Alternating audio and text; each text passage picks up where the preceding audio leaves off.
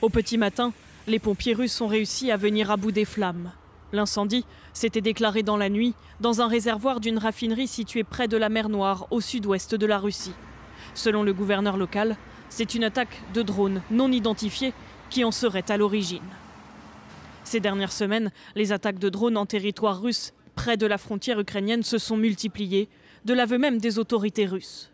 Des attaques non revendiquées par Kiev qui pourraient faire partie d'une stratégie plus globale de la part des Ukrainiens. Ces actions de longue distance contre la Crimée, de saboter vers la frontière en s'attaquant à des objectifs légitimes, des convois, et ça perturbe vraiment, à mon avis, ça perturbe vraiment les Russes. Utilisés par les Russes et par les Ukrainiens pour viser des bâtiments, ou comme ici directement les troupes ennemies, depuis le début de la guerre, les drones occupent une place prépondérante dans le conflit. Moins chers que les avions, ils peuvent parcourir jusqu'à plusieurs centaines de kilomètres. Selon les autorités russes, ce sont des drones ukrainiens qui auraient été utilisés pour viser directement Vladimir Poutine avant-hier.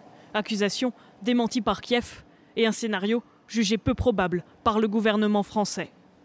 Je n'ai pas d'informations privilégiées et donc je ne me livrerai pas au petit jeu des hypothèses. Mais le fait est qu'il y a plusieurs hypothèses. Et le moins qu'on puisse dire est qu'en effet, cet épisode est étrange. Pour les Russes, il s'agit bien d'une tentative d'assassinat envers Vladimir Poutine. Le Kremlin accuse également les États-Unis d'avoir commandité cette attaque présumée.